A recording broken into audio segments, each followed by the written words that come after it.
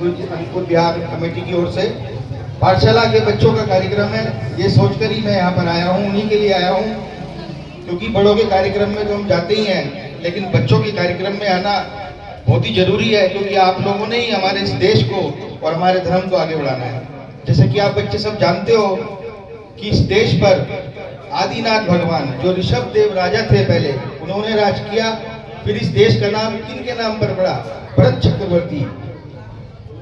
और इस देश की आजादी से पहले से लेकर आज तक जैन समाज ने पूर्ण सहयोग इस भारत को आगे बढ़ाने में किया। मुझे मालूम है कि पाठशाला में पढ़ाया जाता होगा जरूर। इस देश की आजादी को दिलाने में 1857 की जब स्वतंत्रता संग्राम शुरू हुआ तो लाला हुकमचंद जैन हांसी के थे। आपने पढ़ा है? हांसी के लाला हुकमचंद जैन जी को सरेआम फांसी दी गई थी, उनके बेटे को फांसी दी गई थी। इस देश की आजादी में दूसरी ऐसी फांसी थी जो जैन समाज के पहले व्यक्ति को मिली। हजारों जैन जेल गए और बहुत कुछ इस देश के लिए किया, लेकिन हम लोग शायद वो नहीं पढ़ पाते हैं। मैं तो निवेदन करूंगा पाठशाला की जो भी हमारी यहाँ टीचर होंगी, उनसे निवेदन करूंगा कि स्वतंत्रता संग्राम में जैन किताब भी है और वो भी आप इस पाठशाला की उसमें शामिल करें, ताकि बच्चों को धर्म के साथ अपने देश के लिए जैनों ने क्या किया ये बहुत आवश्यक है बताना। एक बात और बताना चाहूंगा, स्यादबाद महाविद्यालय जो कि बनारस के अंदर है, आपको पता होगा भगवान सुभाषनाथ की जन्मस्थली पर वो स्थित है, जहां पर 1905 में इसकी स्थापना की गई थी। और मैं आपको बता दूं कि भारत की स्वतंत्रता में उस पाठशाला उस महाविद्यालय का बहुत बड़ा योगदान रहा है।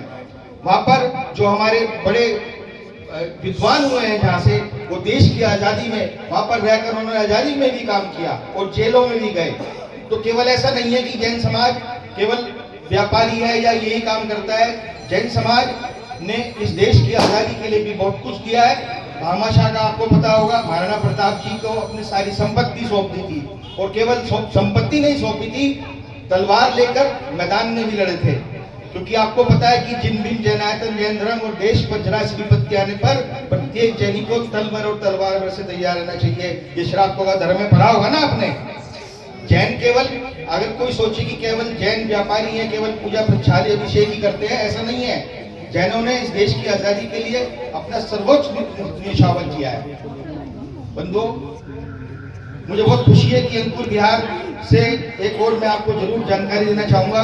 हमारे बड़े भाई विनोद जी, जब हम दिल्ली से गिरनार जी 2200 किलोमीटर की उस लंबी धर्म पद यात्रा में गए, तो आपने जो है हमारे साथ चलकर श्री जी के रथ की पूर्ण जिम्मेदारी ली, और मैं ये बहुत साधुवाद के पात्र हैं।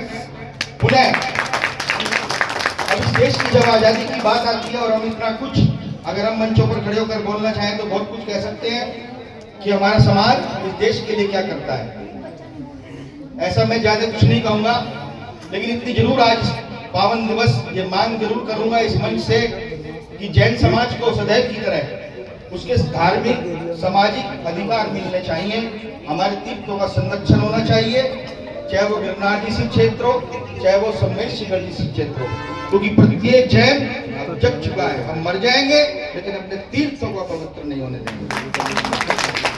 पिछली बार गिरनार जी पर लगभग 25,000 लोगों ने, जैन समाज के इतिहास में पहली बार 25,000 लोगों ने दर्शन किए, और अब की बार नेमी बार अब की बार 1,00,000 बार का नारा लेकर हम गए हैं। और कल रात में गिरनार जी से आया हूँ, परम पूज्य आचार्य श्री सुनील सागर जी का आशीर्वाद लेकर आए हैं। हम लोग पूरे देश में सभी संतों का आशीर्वाद ले रहे हैं। आगामी 20 जुलाई 2026 को भगवान नेमिनाथ का मोक्ष कल्याणक है। मैं अंकुर बिहार कमेटी से निवेदन करना चाहूंगा, और यहाँ की जो स्यादबाद युवा क्लब है या पाठशाला है, जो भी आप लोग वहाँ पर जाने का मानस बनाएं। वर्ष में एक बार गिरनार जी सिंह क्षेत्र अवश्य जाएं।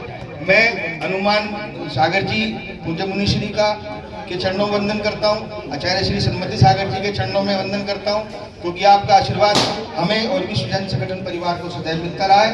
आज पुनः गणतंत्र दिवस की इस पावन बेला पर मैं सभी को शुभकामनाएं प्रेषित करता हूँ।